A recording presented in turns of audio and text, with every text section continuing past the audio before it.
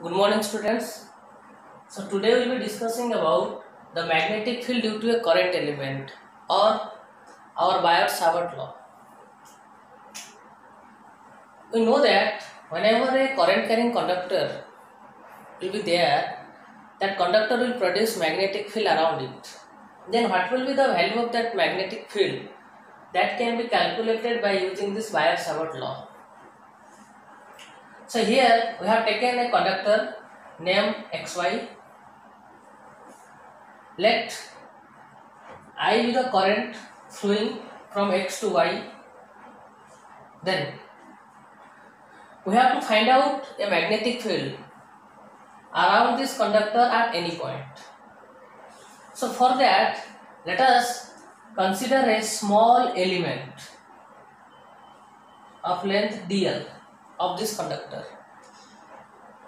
Initially we will calculate what will be the magnetic field due to a small element, then we will extend it over the entire length of the conductor.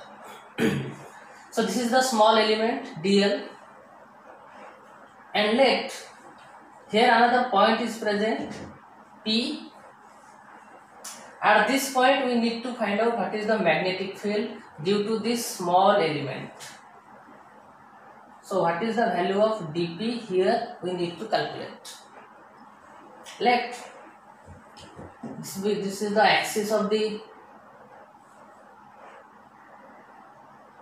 conductor,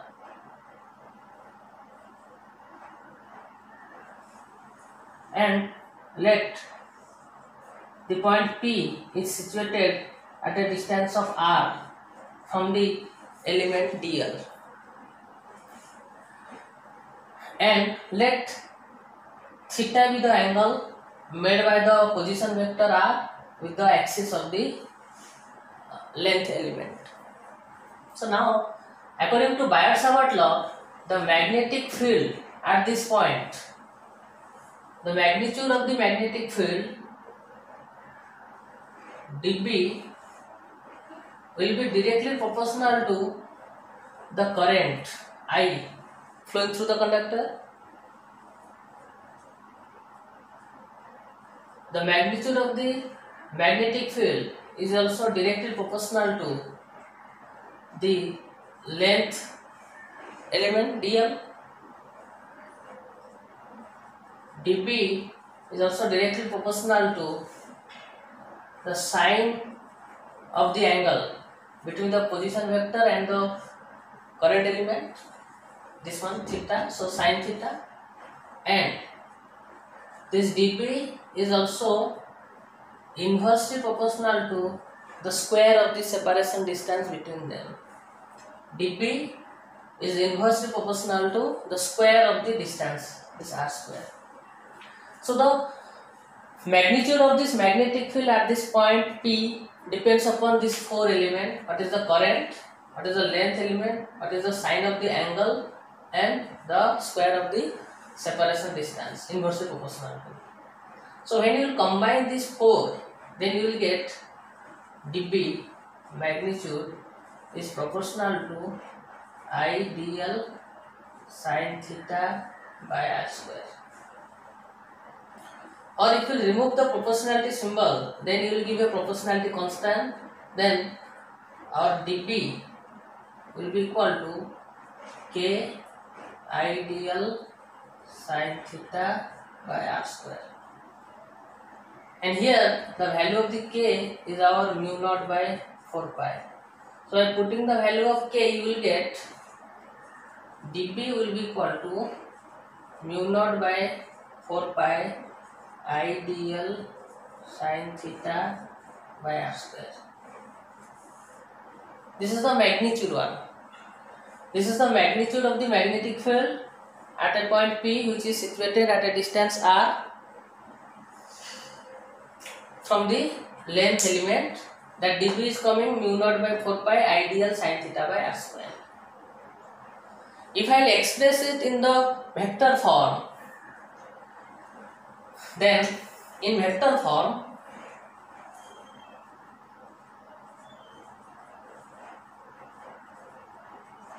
you will get this dP vector will be equal to mu naught by 4 pi ideal sin theta by r square into r cap, where r cap is the unit vector which will indicate the direction of this magnetic field. And we know that a unit vector is represented by the vector divided by its magnitude. So here you will get that will be equal to mu naught by 4 pi I dl cross r divided by r cube. Directly I am writing, you will get dp will be equal to mu naught by 4 pi I dl cross r divided by r cube. Because this r cap will be r vector by r magnitude, so here it will become r cube, and we know that a cross b is our ab sin theta. So you can see that here r and dl is there. This is r and this one is the dl one. In between them the angle is theta. So this is the cross product of dl cross r.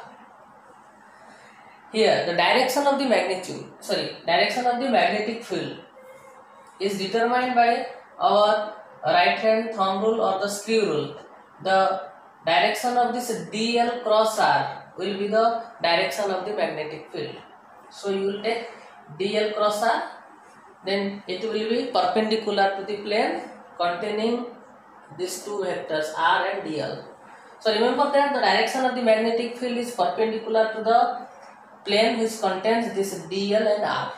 So this is our Biot-Savart law, and the magnitude is given by dB equal to mu naught by 4 pi ideal sin theta by r square. In vector form, dB vector is equal to mu naught by 4 pi I dl cross r divided by r cube. So this is all about our Biot-Savart law. So now we will do a comparison between this electrostatic field and the magnetic field. You can see that here both dB, that magnetic field is inversely proportional to square of the separation distance, and in our Coulomb's force F is given by k q1 q2 by r square. So here also in Coulomb's force also the force is inversely proportional to square of the separation distance, and here the magnetic field is also inversely proportional to the square of the separation distance. That means these two obeys the inverse square law.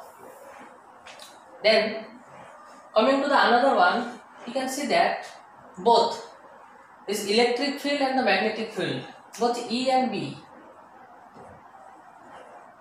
are vector fields. Both are vectors. Then very important one, we just see, in case of a electric field, whenever a charge will be there, it will produce electric field around it. And we know that the charge is a scalar one. So we can say that the electric field is produced by a scalar source. The charge one is the scalar one.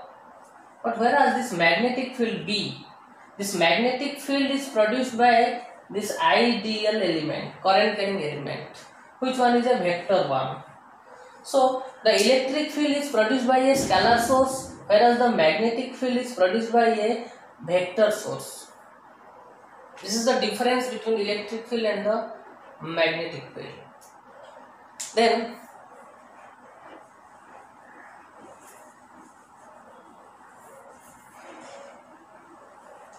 okay, I have forgotten.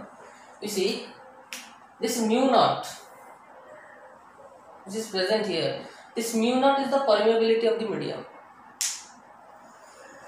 So now I will find out the relation between mu naught and epsilon naught. You can see, if I write mu naught into epsilon naught, in the next step I'll just multiply 4 pi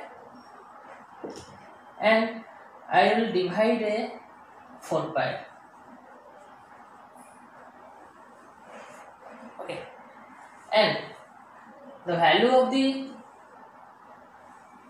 these two quantities, we know that from electrostatics, the value of this 1 by 4 pi epsilon naught is our 9 into 10 to the power 9 with units, and the magnitude of the value of this mu naught by 4 pi, you remember this is our 10 to the power minus 7, 10 to the power minus 7 with unit Tesla meter into ampere inverse. So you will put the values here, you will get mu naught epsilon naught will be equal to 1 by 9 into 10 to the power 9 because the reciprocal one into 10 to the power minus 7. So this will be written like 1 by 9 into 10 to the power 16